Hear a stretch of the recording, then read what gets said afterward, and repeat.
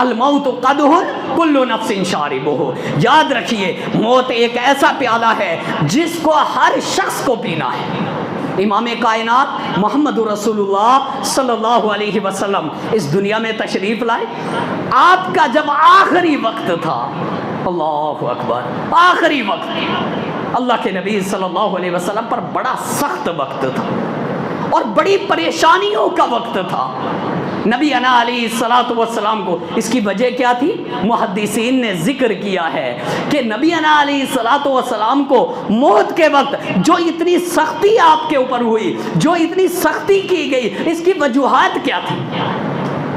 چونکہ نبی علیہ الصلوۃ والسلام اللہ کے حبیب محمد رسول اللہ صلی اللہ علیہ وسلم کے سامنے وہی لمحہ معمولی سی سختی کا تھا، نہ اس سے پہلے زندگی میں رب نے ان کے اوپر کوئی ایسی سختی کی اور نہ اس کے بعد، اور نہ وہ ٹائم ہی سختی کا۔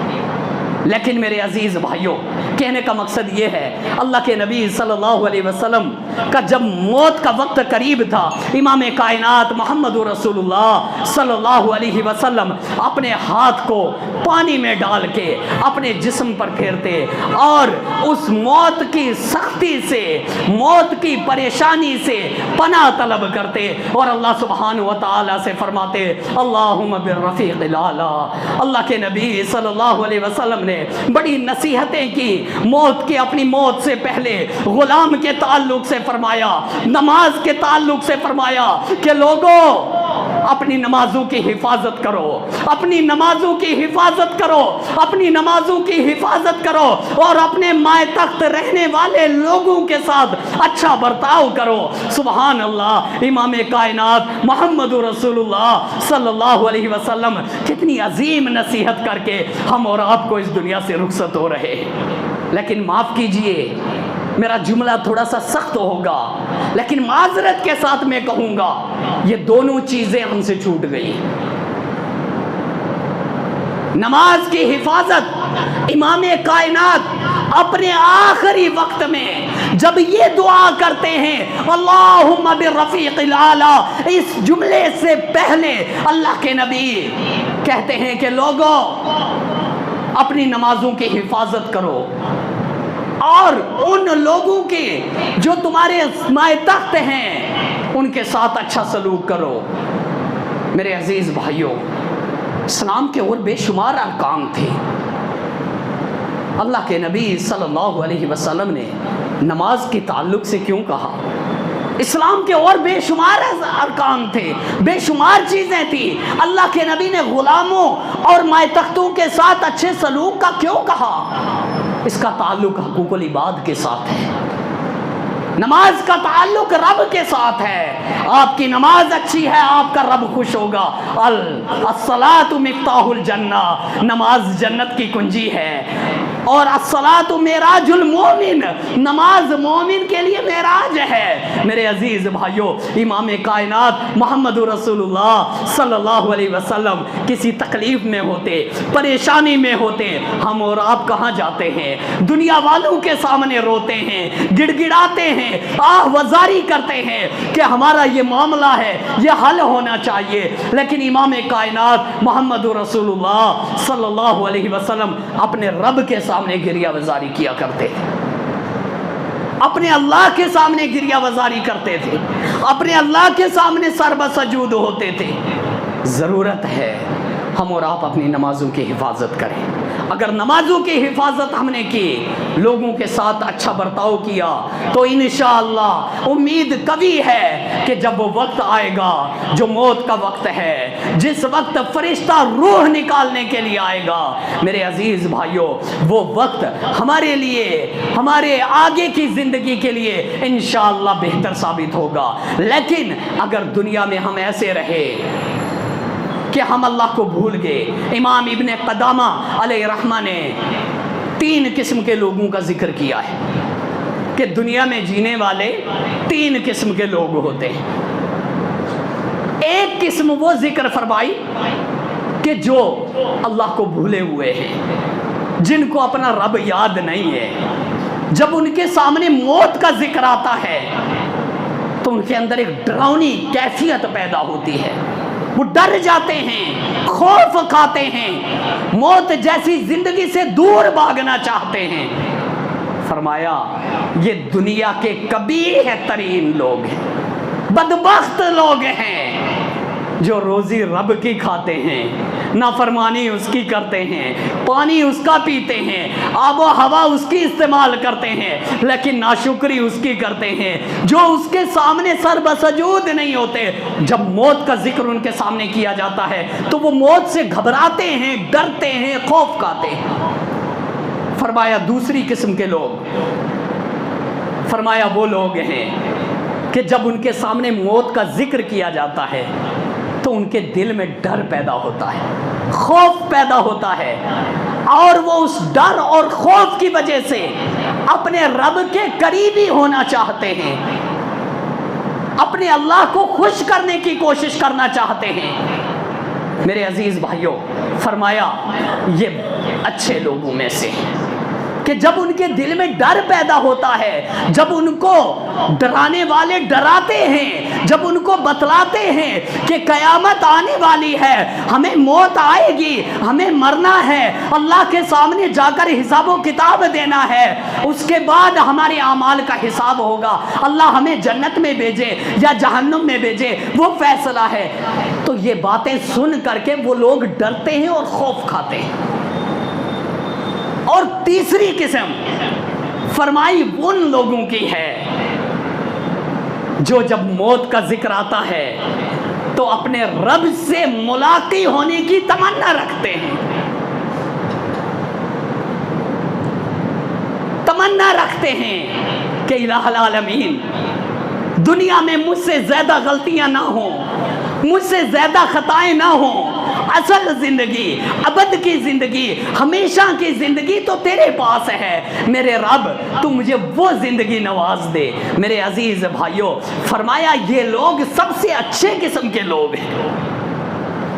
تو میرے عزیز بھائیوں، ان تین قسموں میں پہلی قسم اپنے اندر پیدا کرنے کی کوشش کیجئے، وہ نہ ہو، دوسری تو لازم اور ملزوم طریقے سے ہونی چاہیے، اگر وہ بھی نہیں ہے تو یاد رکھیے تیسری جو قسم ہے وہ انتہائی خراب قسم ہے، اس سے ہم اور آپ کو بچنے کی اللہ سبحانہ و تعالیٰ سے دعا کرنی چاہیے۔ اس دنیا کے اندر رہ کر کے میرے عزیز بھائیوں قرآن کی تلاوت کیجیے، یہ اللہ کی کتاب بڑی عظمت والی کتاب ہے، بڑی مقدس کتاب ہے، اس کے اندر اللہ سبحانہ و تعالیٰ نے بڑا عظیم پیغام دیا ہے۔ سیدنا حضرت ابوبکر صدیق رضی اللہ تعالیٰ عنہ کا اس کتاب کے ساتھ دل لگا ہوا تھا، یہی وجہ تھی جب وہ اس کتاب کو پڑھا کرتے تھے آنکھوں سے زاروں قطار آنسو جاری ہو جایا کرتے تھے، جب جہنم کے خوفناک مناظر ان کے سامنے آتے تھے، موت کی سختیاں جب ان کے سامنے آتی تھی تو صحابہ اکرام کے رونگٹے کھڑے ہو جاتے تھے، پریشان ہو جاتے تھے، اللہ سبحانہ و تعالیٰ سے جہنم کی آگ اور موت کی سختیوں کے تعلق سے اللہ سبحانہ و تعالیٰ سے پناہ طلب کیا کرتے تھے۔ اور جب جنت کا ذکر آتا تھا سبحان اللہ میرے عزیز بھائیوں وہ تمنا کرتے تھے اس چیز کی، اے اللہ یہ عظیم نعمت ہے، یہ جنت، یہ باغ، یہ خوشبودار باغ، یہ سجا ہوا باغ جس کے مہمان کل تیرے نیک بندے ہیں، اے اللہ ان نعمتوں سے ہمیں نواز۔ میرے عزیز بھائیوں یہ بڑی عظیم نعمتیں ہیں، لہٰذا میں آپ سبھی بھائیوں سے یہ گزارش کروں گا کہ موت ایک اٹل حقیقت ہے، موت سے دور رہ کر کے، موت سے بھاگ کر کے ہمارا اور آپ کا کوئی چارہ نہیں ہے، لہٰذا اگر موت حقیقی ہے، اٹل ہے، تو اس موت سے پہلی جو زندگی ہے اس زندگی کے تعلق سے ہم اور آپ کو سوچنا ہے۔ کاروبار، معاملات، معاشیات، ہر چیز پر ایک مومن نظر رکھتا ہے، اس کی نگاہ بڑی دور اندیش ہوتی ہے، وہ یہی نہیں منافع آیا تو خاموشی سے لیا، نقصان آیا تو وہاں دور اندیشی دکھائی۔ میرے عزیز بھائیوں ایسا نہیں ہے، مومن دور اندیش ہوتا ہے، اور اس کی دور اندیشی کا معاملہ یہ ہوتا ہے کہ وہ ہر معاملے میں اپنے رب کو سامنے رکھتا ہے۔ اللہ ہمارے کاروبار اگر اس حساب پہ جڑ جائیں، تو ہماری نمازیں رب کی بارگاہ میں ضرور قبول ہوں۔ وہ حدیث آپ کو معلوم ہے جس حدیث کے اندر فرمایا گیا اگر کسی نے 50 درہم کا کپڑا خریدا، اس کے اندر 1 درہم، آدھا درہم اگر غلط کمائی کا ہے، وہ کپڑا اس نے سلایا، اپنے جسم کی زینت بنائی، پہن کر کے اللہ کے گھر میں گیا، نماز ادا کیا، ہاتھ اٹھایا، دعا کی رب سے، کیا وہ دعائیں قبول ہوں گی؟ کیا وہ نماز قبول ہوگی؟ ذرا یہ سوچنے کی چیزیں ہیں۔ اللہ سبحانہ و تعالیٰ نے ہم اور آپ کو یہ موقع دیا ہے۔ موت اٹل حقیقت ہے۔ ہمارے آبا و اجداد بھی اس دنیا سے چلے گئے، ان کا وقت تھا، اذا جاء اجلہم لا یستاخرون ساعۃ ولا یستقدمون۔ جب موت کا وقت آ جاتا ہے تو میرے عزیز بھائیوں، اس وقت کے آنے کے بعد 1 منٹ نہ پیچھے اور نہ آگے، یہ وقت ہمیں ملا ہے، اس موقع کو ہم غنیمت جانیں۔ جو اللہ نے ہم اور آپ کو نوازا ہے، اس کو اپنی کوشش، اپنی حیثیت، اپنی قوت کے مطابق اللہ کے راستے میں خرچ کرنے کی کوشش کریں۔ کیا بھروسہ ہے زندگانی کا، انسان بلبلا ہے پانی کا۔ آج یہ وقت ہم اور آپ کو ملا ہے، کل یہ ٹائم ہمیں مل سکتا ہے یا نہیں مل سکتا، اس کی کوئی گارنٹی نہیں ہے، اس کی کوئی گارنٹی نہیں ہے۔ اگر یہ وقت ملا ہے تو یہ ٹائم ہمیں اللہ کی عبادت میں خرچ کرنا پڑے گا، یہ وقت ہم اور آپ کو صحیح طریقے سے خرچ کرنا پڑے گا۔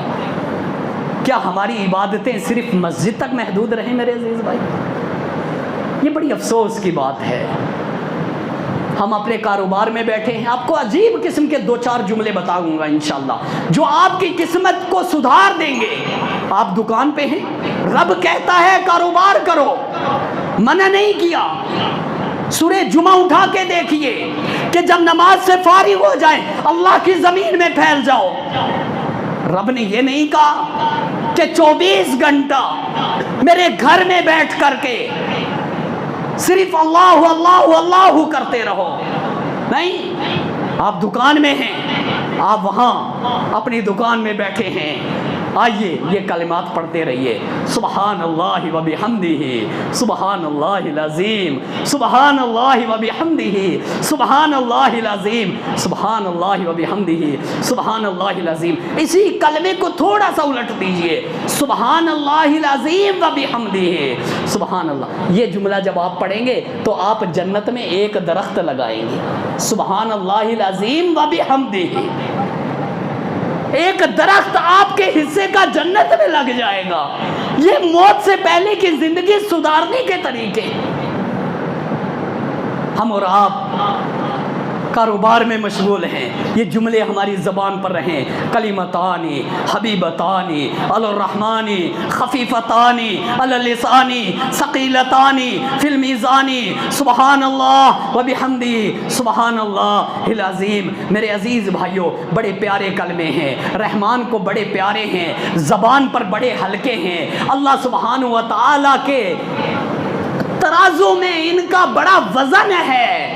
اس لیے میرے عزیز بھائیوں، اپنے گھروں میں رہیں، کاروبار میں رہیں، اپنے بچوں کو بھی یہ تربیت کریں۔ مجھے بڑی خوشی ہوئی، کل میں ایک جگہ مسجد میں تھا، ایک عالم صاحب کی بچی آئی، چھوٹی سی معصوم سی بچی، وہ جب بازار جانے لگی تو عالم صاحب نے اس سے کہا کہ بیٹی بازار میں جانے کی دعا پڑھ کے بازار میں داخل ہونا۔ سبحان اللہ، اگر ہم بھی اپنے بچوں کی یہ تربیت کریں، یہ چیز ہم بھی اپنے بچوں کو دیں۔ بچہ نکل رہا ہے، گھر سے باہر جا رہا ہے، اے بیٹے گھر سے نکل رہے ہو، دعا پڑھ کے نکلنا، گھر میں داخل ہو رہے ہو، دعا پڑھ کے سلام کر کے داخل ہونا۔ سبحان اللہ، ہمارا معاشرہ کتنا ہونہار معاشرہ بنے۔ ہماری جب موت آئے گی تو اس موت کے حالات بھی وہ اللہ کے ہاتھ میں ہوگی، وہ معاملات رب کے سپرد ہوں گے۔ اس لیے میرے عزیز بھائیوں، کہنے کا مقصد یہ ہے کہ موت ایک اٹل حقیقت ہے، اٹل قانون ہے، اور اس دنیا میں اگر کسی کو زندہ رہنے کا حق ہوتا تو وہ امام کائنات محمد رسول اللہ صلی اللہ علیہ وسلم کی ہستی تھی۔ آپ بھی اس دنیا میں نہیں رہے، گویا کہ ہم اور آپ کو بھی جانا ہے۔ ہمیں اپنی موت سے پہلے کی زندگی کے بارے میں غور و فکر کرنا ہے، اور جب موت آئے تو اس وقت دو چیزوں کا ہمیشہ دھیان رکھیں۔ ایسا وقت ہوتا ہے کہ انسان بے بس ہوتا ہے، اس کے بس میں نہیں ہوتا، لیکن اگر اس نے وہ چیز سنی ہوتی ہے تو وہ جملے اس کی زبان پر ہوتے ہیں۔